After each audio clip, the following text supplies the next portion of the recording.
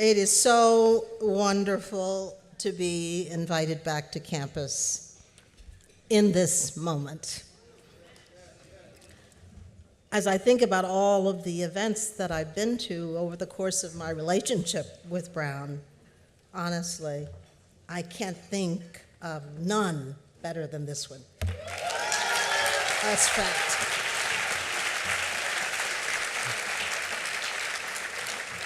I want to thank you, Christina, for wow. On the one hand, it's about time. On the other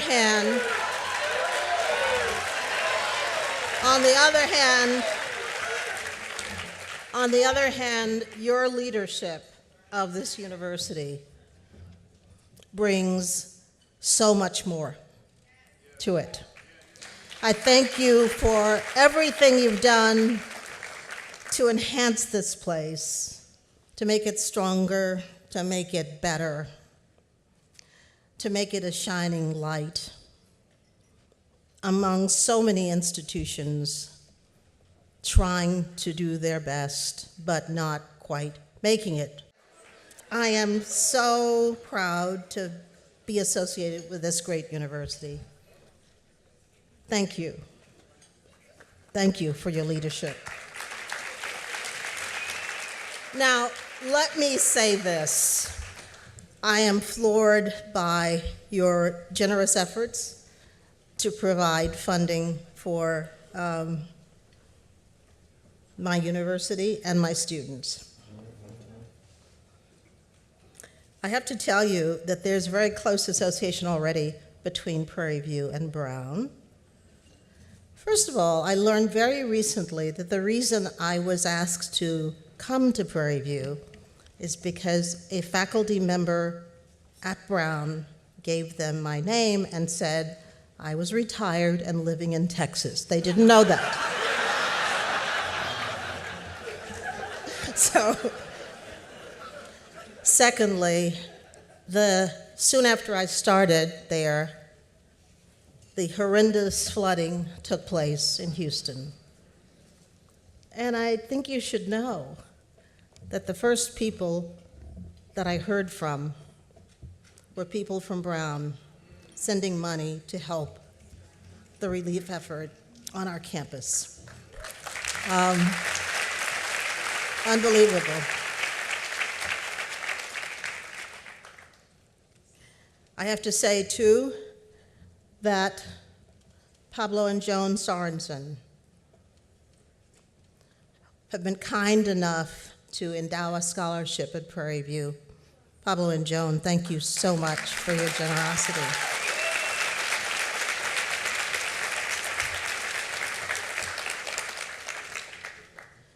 So, give me your business cards because I will be in touch with you. Now listen, you have to give to this university. You have to. I was reminded tonight by someone who said that I often said when I was here that you must not be a visitor and you must not be a supplicant here. You must own this place. It is yours. But if it is yours, you must give back to it, and also to Prairie View.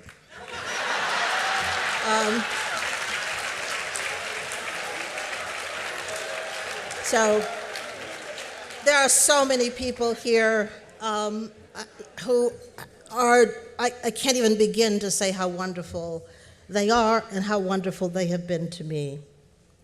And then I want to cite for all of you how fortunate you are to have in Sam Minkoff, the chancellor of this university.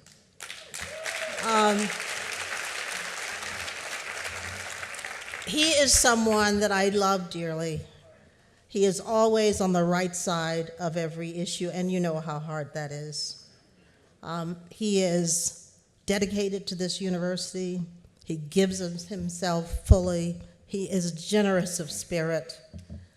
Sam, I was so delighted to hear that you were assuming this role. I know under your watch, this university will be better than ever. You're working with Christine and doing for this university, nothing could be better. Now listen, I get the fact that this is celebratory and so on, but I've never given a light speech in my life. And so I apologize for the tenor of some of the things I'm going to say. But what can I do? That's who I am. First, let me say, having recently signed on to lead another university, I'm frequently asked to compare Brown and Prairie View, a ridiculous question that inevitably implies another question, which is, why did you agree to lead a less prestigious institution? That question, implicit or overt, gives me a chance once again to return to my very familiar narrative that all students are deserving of a good education.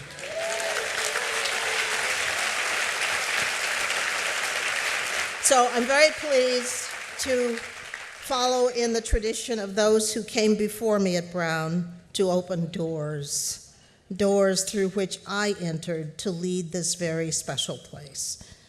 Is it not remarkable how actions, courageous and selfless actions like those we celebrate tonight, carried out in the service of others, can reach so far beyond our immediate intent?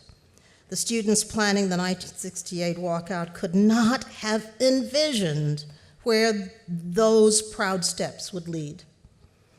As it turns out, they led beyond Congdon Street Baptist Church into the annals of the historic struggle for equal opportunity in America. So I congratulate you all on coming together to acknowledge the history and to recommit to the struggle for equal rights in America, for sadly, it remains an elusive goal. As I begin a new assignment as president of Prairie View, I've been reflecting on all that I've experienced over a life that has spanned from segregation to the civil rights struggle, to affirmative action, to the first Black president of Brown, to the current movement to roll back advances in diversity and inclusion. We meet at a moment when we are perched on the precipice of reinstituting the bigotry that gave rise to the myriad isms and ills that have so long stymied the progress of this nation. My students and others often ask me, Ruth, what are we to do in the current climate? I think this celebration is an opportunity to examine closely and honestly the ways in which our actions and inactions not only contribute to the reawakening of bigotry, but also either undermine or support a positive environment in which young people can feel safe and thrive at the top of their ability. Our obligation is to them. I believe that we still have the opportunity to do good and to ensure that the nation is on the right path, to hasten the day when all citizens will be equal partners and equal beneficiaries in this great human experiment. We have a chance to commit ourselves to no longer being pawns in the sinister work of holding some groups back.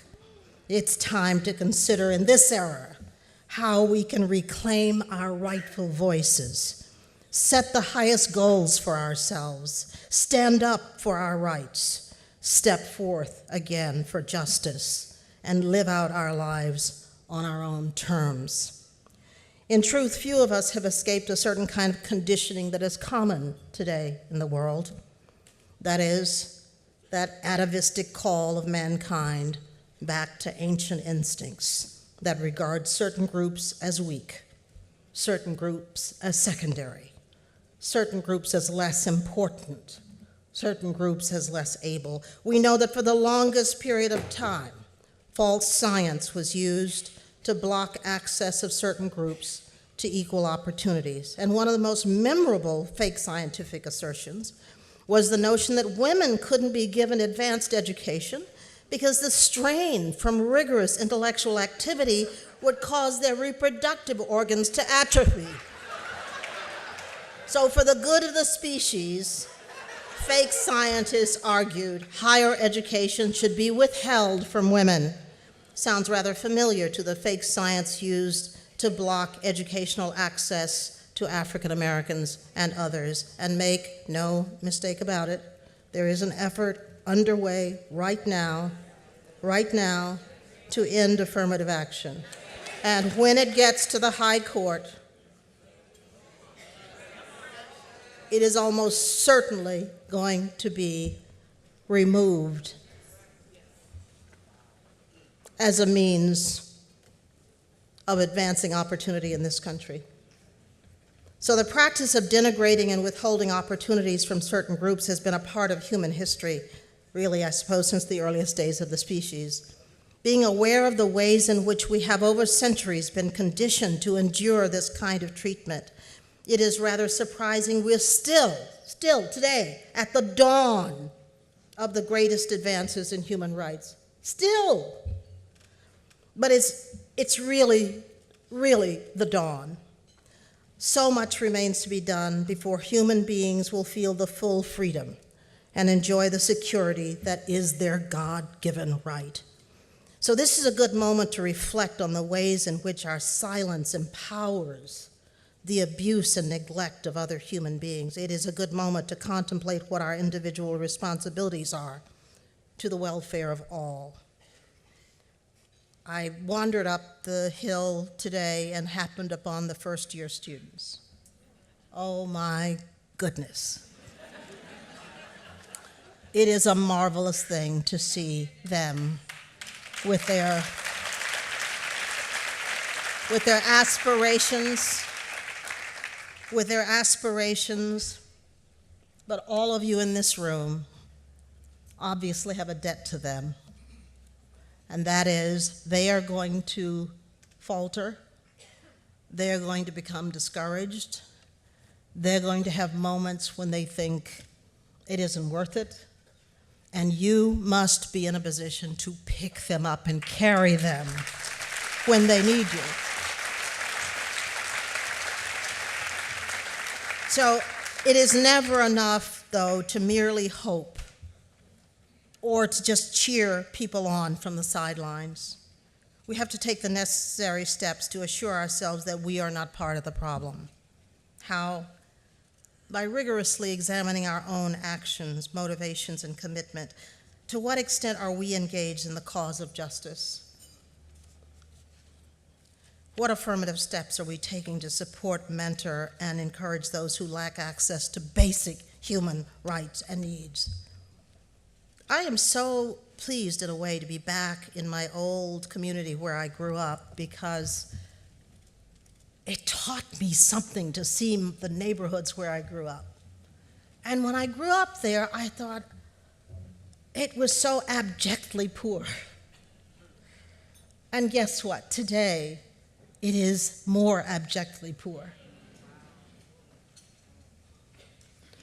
We can't ignore those things. I am trying to immerse myself in knowledge about what's really going on in the country, because we have the means to isolate ourselves and not have to live with that, not have to see it, but we need to see it. How are we utilizing our voices to speak up for those who do not have the same level of safety and autonomy to protest unfair treatment? Persistence in upholding our commitment will in the end have an effect on the outlook of those young people that I saw on the green today. Of all the ills that the struggle for equality reveals, none is as pernicious as the belief by so many that they are inferior and therefore undeserving. This idea is implanted in young people's psyches, suppressing their pride and independence, and this belief metastasizes without the life-affirming and positive messages that counteract such inclinations. A strong and empowering education can overturn notions of dependency and inadequacy, and that's why I'm at Prairie View today. Public policy that enacts policies and remedies and acts on egregious and oppressive actions can lead to improved safety for vulnerable groups who do not have the strength on their own to combat neglect and abusive actions. Each of us should redouble our efforts tonight, thinking about those brave young people who walked out. It may not seem like much today, but in that era, it was something to do that. It was brave. So that should inspire us to redouble our efforts to lift up our youth with a word of encouragement, a pat on the back, a helping hand.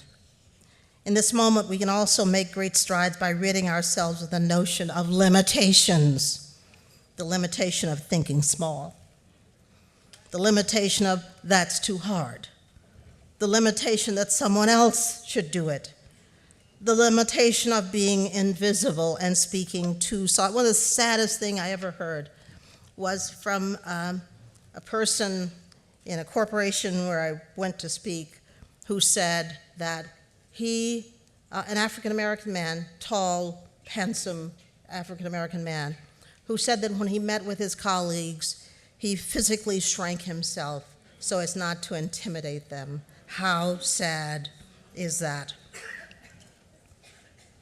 We must not be invisible, and we must not feel we're obligated to speak softly.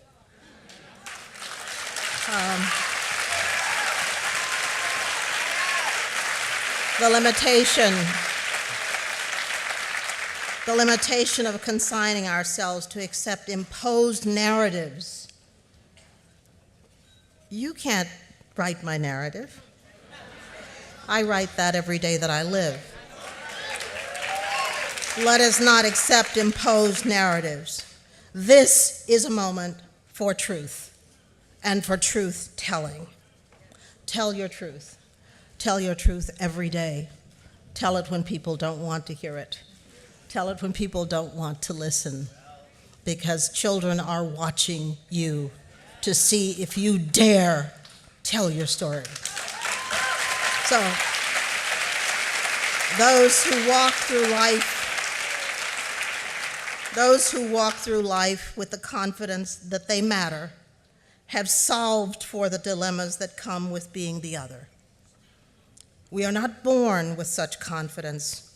We earn it every day that we confront unfairness, every day that we challenge ourselves to become more self-aware, every day that we stand up not only for ourselves, but for others unjustly stereotyped, every day that we accept responsibility for supporting those who share our fate, for the bonds among us must always be stronger than the differences and disagreements that divide us. Those bonds, if strengthened, will lead to a better world for all of us. And so in the tradition of the student protests that opened doors for so many, let us agree we will persist in efforts to defeat bigotry until victory is won. Thank you so much for having me back.